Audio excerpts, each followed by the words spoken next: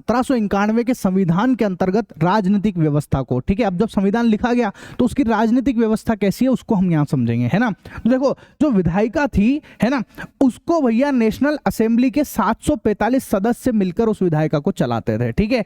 जिनको इन 745 सदस्यों को चुना गया था, कितने लोगों के द्वारा, वोट द्वारा चुना गया था, 50,000 पुरुषों ने वोट दिया था।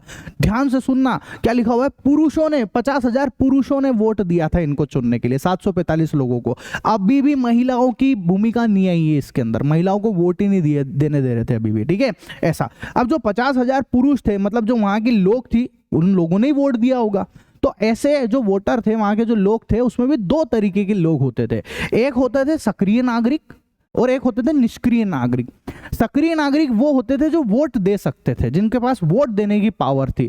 मतलब सर सबके पास वोट देने की पावर नहीं थी, बिल्कुल नहीं, भले वो वहां का नागरिक होगा पर फिर भी वो वोट नहीं दे सकता था। अब वोट देने के लिए क्या क्या चीजों की जरूरत थी, तो ध्यान से सुनना, है ना। वहां पे टोटल जो आबादी थी वो थी 2.8 करोड़ की आबादी थी, जिसमें से 40 लाख जो लोग हैं वही वोट दे सकते थे। अब इन 40 लाख लोगों के पास ऐसा क्या था, तो इनके पास में ये सुविधा थी, मतलब ये इसलिए वोट दे पा रहे थे क्योंकि ये भैया टैक्स भरते थे। अब ये कितना टैक्स भरते थे, 3 दिन की मजदूरी के बराबर। मतलब कि ये वो लोग थे जो दूसरे मजदूर लोग होते ना, वो 3 दिन में जितना पैसा कमाते हैं उतना अगर कोई आदमी टैक्स भर रहा है सरकार को, समझ रहे हो आप लोग, टैक्स तो होता ही था, वो धार्मिक कर और ये हट गए थे, है ना।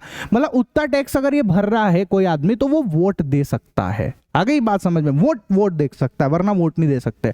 ऐसे ही जो निष्क्रिय नागरिक वो होते थे जो भैया वोट नहीं दे सकते थे, जिनकी उम्र 25 साल से कम थी, जो बच्चे होते थे बेटा, ठीक है, छोटे बच्चे भी होते थे। और ऐसे कितने लोग थे, लगभग 30 लाख पुरुषों, 30 लाख तो पुरुष होते थे, फिर बाकी की महिला हो गई, है ना। जो 25 साल से कम उम्र के लोग थे वो निष्क्रिय नागरिक होते थे, वो वोट नहीं दे सकते थे, ठीक है ऐसा। उसके बाद कार्यपालिका होती थी। कार्यपालिका के अंदर सम्राट और मंत्री आते थे, ठीक है। हालांकि सम्राट और मंत्री के ऊपर नियंत्रण किसका होता था, अभी समझाया मैंने आपको, असेंबली बैठी थी ना, असेंबली जो है वो इनके ऊपर नियंत्रण करती थी, ठीक है। हालांकि अगर कोई सी बात राजा को नहीं जमती थी तो वो क्या करता था, उसका विरोध कर सकता था, निषेध, उसको मना कर सकता था। उसके पास एक पावर होती थी जिसको वीटो पावर कहते हैं, सुना होगा आपने कभी, वीटो पावर करके होता था, ठीक है ऐसा। फिर तीसरी जो है वो थी न्यायपालिका। न्यायपालिका के अंदर जज साहब होते थे हमारे, ठीक है, जिनको भी जो है वोट देके चुना जाता था। आजकल तो हम सब एग्जाम देते हैं जब जाके ये सब चीजें होती है बच्चों, ठीक है। आई बात समझ में। तो ये पूरी की पूरी राजनीतिक व्यवस्था हुआ करती थी उस समय, है ना।